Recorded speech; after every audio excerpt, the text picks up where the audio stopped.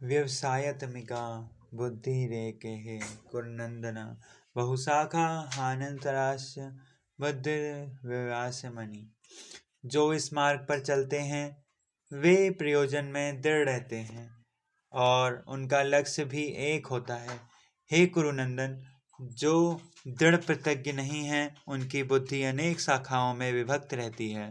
तात्पर्य: यह दृढ़ श्रद्धा कि कृष्ण भावनामृत द्वारा मनुष्य जीवन की सर्वोच्च सिद्धि प्राप्त कर सकेगा व्यवसायत्मिक बुद्धि कहलाती है। चैतन्य चरितार्थ में कहा गया है, श्रद्धा शब्दे विश्वास कहे दृढ़ निश्चय, कृष्णे भक्ति केल सर्व कर्म कृत है। श्रद्धा का अर्थ है कि किसी अलौकिक वस्तु में अटूट विश्वास।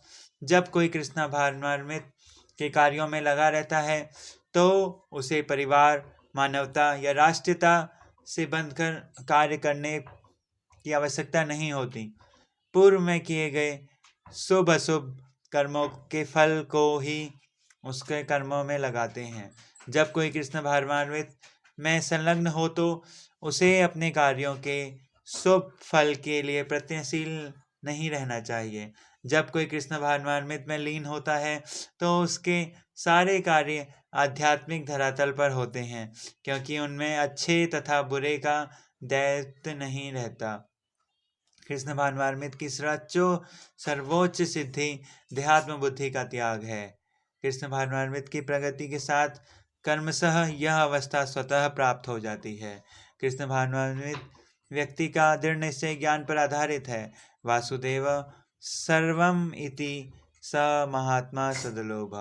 कृष्ण भावनामृत व्यक्ति अत्यंत दुर्लभ जीव है जो भली भांति जानता है कि वासुदेव या कृष्ण समस्त प्रकट चरणों के मूल कारण है।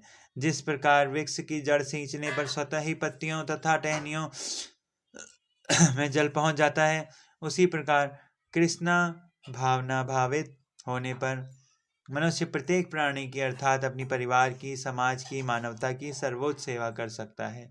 यदि मनुष्य के कर्मों से कृष्ण प्रसन्न हो जाएं तो प्रत्येक व्यक्ति संतुष्ट होगा, किंतु कृष्णा भावनामृत में सेवा गुरु के समर्थ निर्देशन में ही ठीक से हो पाती है, क्योंकि गुरु कृष्ण का प्रमाणिक प्रतिनिधि होता है जो शिष्य के स्वभाव से परिचित होता है और कृष्ण भावनामृत की दिशा में कार्य करने के लिए मार्ग दिखा सकता है। अतः कृष्ण भावनामृत में दक्ष होने के लिए मनुष्य को दृढ़ता से कर्म करना होगा और कृष्ण के लिए प्रतिनिधि की आज्ञा का पालन करना होगा। उसे गुरु के उपदेशों को जीवन का लक्ष्य मान लेना होगा। श्रील विश्वनाथ चक्रवर्ती ठाकुर ने गुरु श्री की प्रसिद्धि प्रार्थना के उपदेश में दिया है। यस्य प्रसादद भगवत प्रसादो यस्य प्रसादात्र गति कुतोपि ध्यायन्तवस्य यथ वंदे गुरु हो श्री चरणे वंदम। गुरु की दृष्टि से भगवान भी प्रसन्न होते हैं। गुरु को प्रसन्न किए बिना कृष्ण भावनामृत के स्तर तक पहुंचा पाने की कोई संभावना नहीं रहती है। अतः मुझे उनका चिंतन करना चाहिए और दिन में 3 बार उनकी कृपा की याचना करनी चाहिए और अपने गुरु को सादर नमस्कार करना चाहिए। किंतु यह संपूर्ण पद्धति देहात्म बुद्धि से परे सैद्धांतिक रूप में नहीं वर्ण व्यवहारिक रूप में पूर्ण आत्मज्ञान पर निर्भर करती है।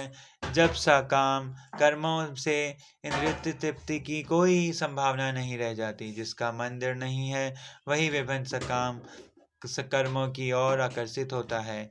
यामिमाम पुष्पिताम वाचम प्रवदन्ति विपिश्चतः वेदवादरतः पार्थः नान्यदसतीति वादिनः कामात्मनः सर्गप्रा जन्म कर्मण फल प्रदाम क्रिया विशेष बहुलाम भोगेश विगंति प्रति।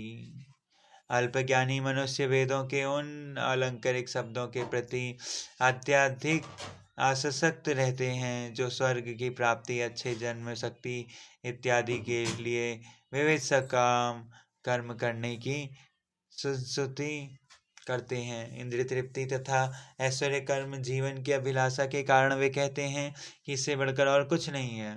तात्पर्य: साधारणतः सब लोग अत्यंत बुद्धिमान नहीं होते और वे अज्ञान के कारण वेदों के कर्म कांड भाग में बताए गए सकाम कर्मों के प्रति अत्यधिक आसक्त रहते हैं।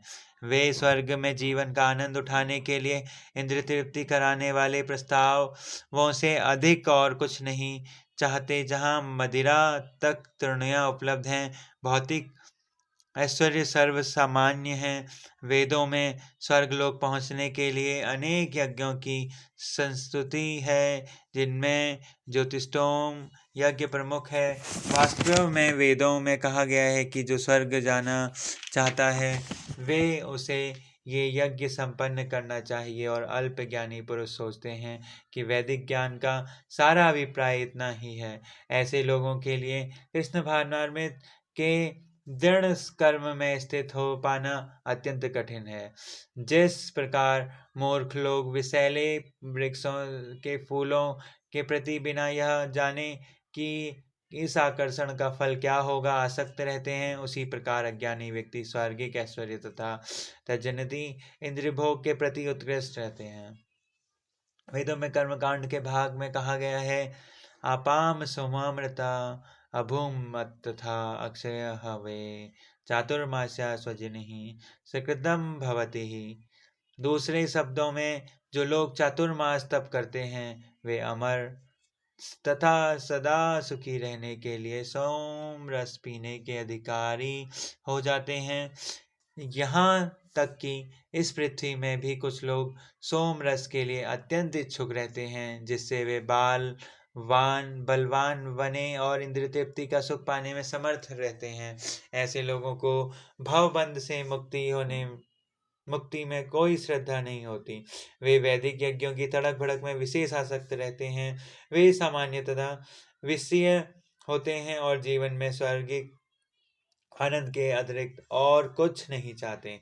कहा जाता है कि स्वर्ग में नंदन कानन नामक अनेक उद्यान हैं, जिनमें देवी सुंदरी स्त्रियों का संग तथा प्रचुर मात्रा में सोमरस उपलब्ध रहता है। ऐसे शारीरिक सुख निसंदेह विषयी हैं। अतः ये लोग वे हैं जो भौतिक जगत के स्वामी बनकर ऐसे भौतिक अस्थायी सुख के प्रति